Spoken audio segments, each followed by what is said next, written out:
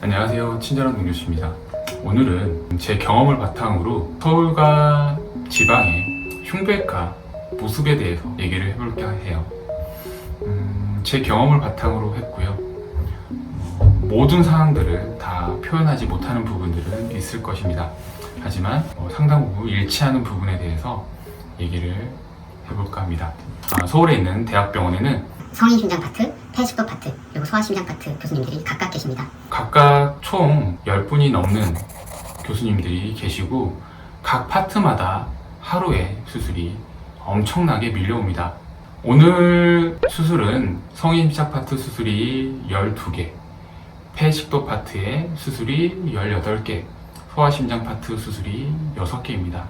아침에 각 파트의 전공의 선생님, 특히 저희 서울에 있는 이 대학병원의 전공의 선생님들은 각 연차마다 4명에서 5명 정도가 있고 거의 채워져 있는 상태에서 운영되고 있지만 넘쳐나는 정규 수술들과 저녁에 거의 항상 있는 응급수술들로 인해서 눈코 틀 새 없이 바쁜 하루를 보내게 됩니다. 아침에 병동 환자들의 회진을 돌기 시작하고요. 수술 환자들에 대한 브리핑이 시작됩니다. 컨퍼런스에서 각 수술 환자들에 대한 상태 보고가 있고, 그리고 수술 환자들이 나와야 될 중환자실이 항상 부족하기 때문에 중환자실 파트 전공의 선생님은 항상 이 부분 때문에 골머리를 썩고 있습니다.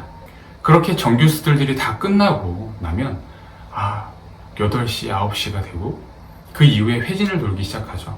그리고 그날 수술을 받은 환자분들 중에 안 좋은 환자들 혹은 적극적인 치료, 감시가 필요한 환자분들은 중환자실로 나와 있는 상태인데 그 환자분들 수술하고 나서 3-4시간 뒤부터 환자의 컨디션이 안 좋은 경우들이 많습니다. 그래서 밤새워서 심장수술 받은 환자들을 돌보게 되고 병동 환자들도 병정 환자가 너무 많기 때문에 그 환자들의 케어를 하느라 눈코 뜰 데 없이 바쁩니다. 그리고 저녁에 또 응급 환자가 왔어요. 대동맥 박리 환자가 와서 바로 수술 준비를 하고 수술을 진행하기 시작합니다. 이렇게 하루를 보내고 나니 새벽 3시, 4시가 되니 응급수술까지 해서 끝났어요. 그 수술을 마친 교수님도 녹초가 되었고 그 수술을 어시스트했던 펠로우쌤, 전공의쌤, 그 외의 모든 인력들이 녹초가 된 하루를 보냅니다. 그런 다이나믹 하루를 보내고 너무 힘들지만 보람 있는 하루를 보냈다 생각하고 하루를 마칩니다. 그럼 지방에 있는 모 대학병원의 흉부외과 모습을 설명드릴게요. 이 병원의 전공의 선생님은 몇 년째 1년차 선생님들이 안 들어오고 계셔서 4년차 치부 선생님 혼자 일을 하고 있습니다. 4년 내내 계속 병정 환자들을 보고 오프도 거의 없이 못 나가고 있는 상태죠. 오늘은 수술이 좀 적은 편입니다. 간단한 수술들이고 원래 수술이 3개가 잡혀 있었는데 일주일 만에 오픈하트 수술이 잡혀 있었습니다. 하지만 그 환자분이 저는 서울에 가서 수술을 받겠어요 라고 하셔서 전날 수술이 캔슬된 상태입니다. 오늘은 간단한 기흉수술 2개가 있어 수술 자체는 오전에 끝날 것 같습니다. 하지만 전공의 선생님 같은 경우는 거의 매일 선을 당직과 수술이 끝나서 조금 침대에 누우려고 했더니 병동에서 계속 연락이 옵니다. 수술받은 환자, 입원 환자들, 그리고 여러 과에서 흉관삭관이 필요하거나 혹은 응급실에서 흉관삭관이 필요하거나 필요한 처치들을 해야 되는 환자들이 계속 연락이 옵니다.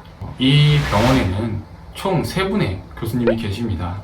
성인 파트를 전공하신 교수님이 2분이 계시고 폐식도 파트를 전공하시는 교수님이 1분이 계십니다. 이 교수님들이 돌아가면서 일주일에 2-3번은 당직을 계속 쓰고 계시죠. 오늘 과장님께서 과장단 회의를 가셨는데 원장님께 좀 꾸중을 들었다고 합니다. 흉부외과 의국에 매출이 줄어들어서 좀 문제다. 그러면서 회식을 하자고 합니다. 저녁에 회식을 하러 갔는데 과장님이 이제 막 임용받으신 교수님께 굉장히 어렵게 말을 꺼냅니다. 지금 수치들이 좀 많이 줄어서 병원 경영진에서 중증 외상 파트로 1분을 보냈으면 한다. 그게 어쩔 수 없이 너가 가야 되겠다 라는 얘기를 합니다. 담담히 교수님은 그걸 받아들이고 또 이해합니다.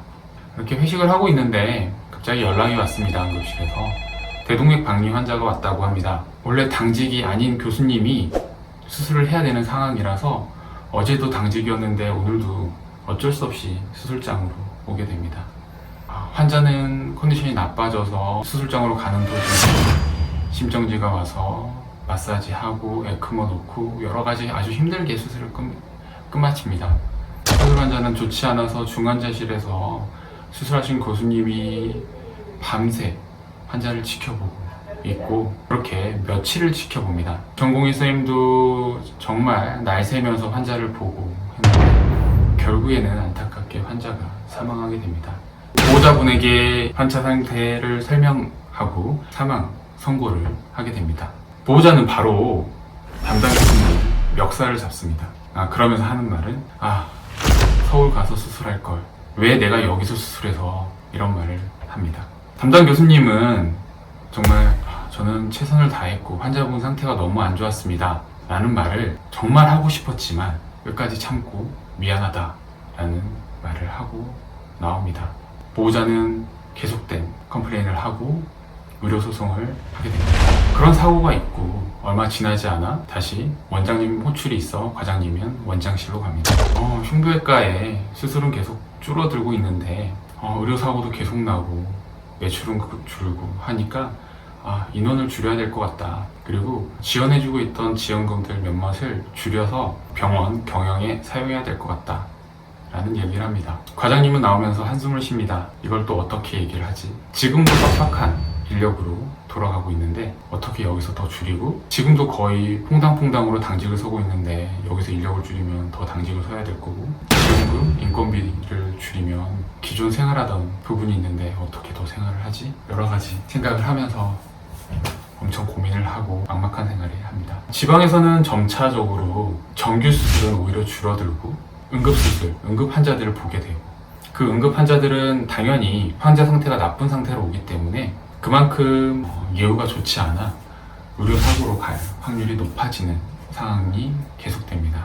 정규 수술을 받을 만한 환자들은 계속해서 서울로 가게 되고 지방에는 그만큼 수술을 할 수 있는 여력이 줄어들게 되는 거죠. 대학병원에서는 하지 않았던 비급여 수술 중에 하나였던 하지 정맥류도 병원에서는 매출이 나오지 않으니 흉부외과에서도 이제 하지 정맥류 수술하세요 라고 하게 돼서 수술이 하게 되고 여러 가지 상황들이 악화되기 시작하는 부분이 있는 거죠. 서울은 정규 수술들이 계속 넘쳐나서 수술이 계속 밀리고 있는 상황이고 지방병원들은 오히려 그런 수술들이 줄어들어서 인력을 운영할 수 있는 상황이 되는 이런 시스템. 근무 환경은 당연히 점차적으로 나빠지겠죠. 그럼 흉부외과에서 이런 상황이 생길 수밖에 없는 이유에 대해서 얘기해 볼게요.